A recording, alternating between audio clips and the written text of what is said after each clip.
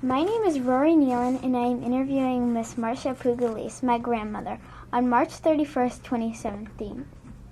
Good afternoon, Lima, and thank you so much for taking time out of your day and agreeing to speak with me today. How did you come to live in our community? Were you born here, or did you move here from another place?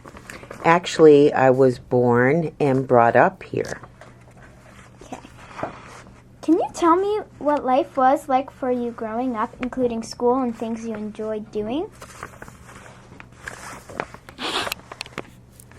Actually, when I grew up, because I'm now 64 years old, it was a lot different then in our community than it is now. We did not have computers. We did not have iPhones.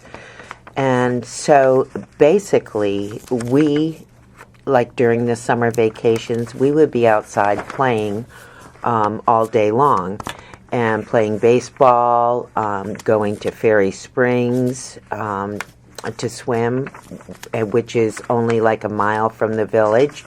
I would also go in the afternoon and morning to playground. And playground, at that time, we would get on a bus, and it would take us to 3 Mile, and we would go swimming and have a wonderful time. Where did you go to school? I went to here at Cooperstown Central. Okay. May I ask about your family and what it was like raising children in our community? It was awesome. I always felt that we've lived in a very safe environment here in Cooperstown. So basically, there were no worries. We had the gymnasium, which was in a different location at that time. It was located on Main Street, and just never had to worry, and it was a great place to bring up my children. Okay. How has our community changed in the time since you have been here? For instance, what did Main Street look like when you were younger? When I was younger, it was awesome. We had many, many stores on Main Street, not baseball stores. There was fish market. There was even a gas station on Main Street. We had shoe stores. We had a couple of different drugstores. Basically, every building was occupied with a local family trying to make a living in Cooperstown. Okay. Can you tell me about how the movie theater was back when you were younger? The movie theater was a great place to go. It was also a great place as a family, but it was also a great place to let your children go without adult supervision. People that ran the movie theater were great. It was very inexpensive, and I think those that grew up here were very, very sad when it closed. How do you feel about those changes? I don't like the change as far as like the movie theater went. At that time, they were bringing in stores selling videos, which I know the movie theater could not survive, but it just was a big part of the community back then. And I just wish I wish my children and grandchildren would have the same opportunity as I had growing up without electronics. I know the computer's great, but so many of these kids don't do anything but be on their phone in electronic games, and I think they're missing out on what our wonderful village has to offer. What is your most favorite memory of your life in this community? I think one of my most favorite memories growing up here in Cooperstown was that I never was afraid. As I stated, going to the gym, being able to walk on the street, knowing everybody knew everyone.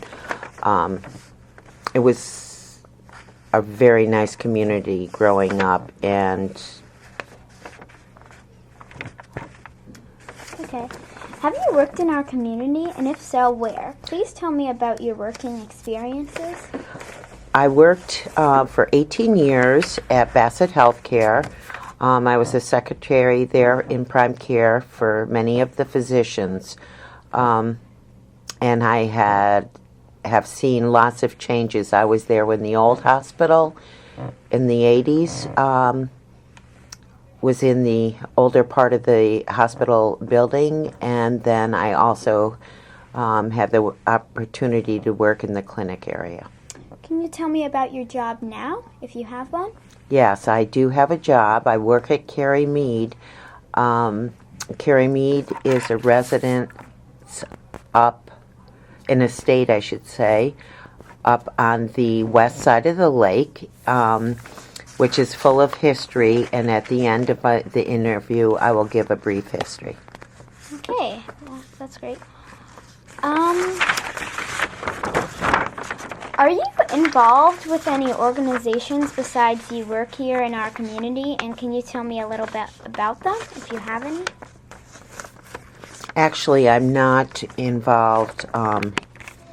I'm not really involved in any activities. I always was. When my children were younger, like the Booster Club, which we had back then, and PTA, which we still have.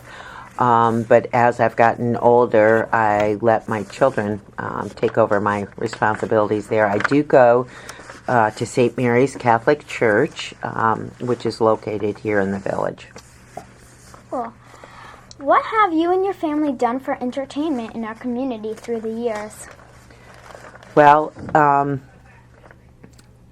in recent times, not so much, but back when I was a young adult, my children were young and young adult, we had a lot of different activities to go to. We had the Duke's Oak Theater, which brought in wonderful entertainment, and you could go, that was open most all the time. That was a really fun place to go to.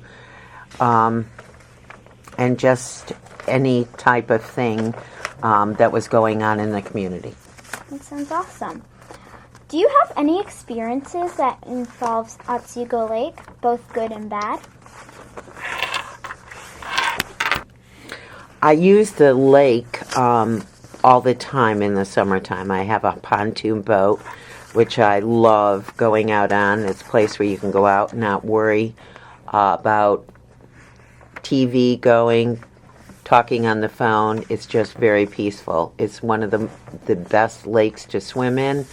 I think we're very, very fortunate. I have, at some time, battery died, had to contact a fisherman that was out on the lake, and everybody is so friendly. They were eager to help me. Also, back in 2006, I think it was, we had quite a flood here in the village, and I had the experience of trying to get out to my boat and go out on the lake and moor it because the water was so deep over all the docks. Okay, those are some good stories. Do you have any legends or stories related to the lake or our community? Actually, I do. I work up at Carrie Mead, and that has a history in itself. I'm like a general manager there, and we have a boathouse, and the boathouse is actually the oldest boathouse that's on Otsego Lake. It was built in 1929, and the Goodyears had bought the house in 1920. Also, there's quite interesting history.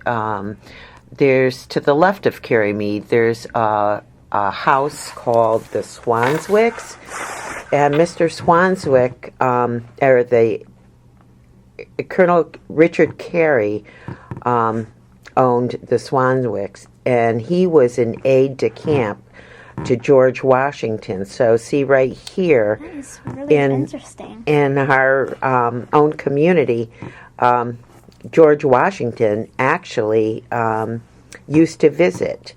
There's many books that you can get to go back to the history. So that happened along Otsego Lake, and I also have gotten some information from the people that I work for, and I did not understand. Otsego Lake is a glacier lake, and a glacier lake is a lot different than a lot of lakes, It is not a finger lake, which a lot of lakes around us are, because it drains south, and I was not aware of that. And back when I said about working up at Carey Mead, on the right-hand side as you face the lake, there's a Spalding estate, and I just recently was told that the Spalding estate, back years ago, was actually considered for Camp David, and I'm glad that never happened. Right now it's a beautiful vacant lot and will remain that way since Jane Clark owns it, but I thought that was very interesting because we all know what Camp David is. That was very interesting. I never knew that. As we are coming to the end of our time together, I have just 2 more questions. What words of wisdom or advice would you give to young people growing up in our community today? I would give them the advice is to stop and smell the roses, which sounds probably pretty corny, but I don't think that as we're growing up, we know and realize how much we should appreciate what we have here in this village. Many children don't have that. That is very good advice. This is our last question of the day. Is there anything else that you would like us to know about your life in this community? I think I've pretty much stated everything. I just think we're all very fortunate to live in such a beautiful community. And I hope that everyone will respect and keep it beautiful and take care of our lake. Okay.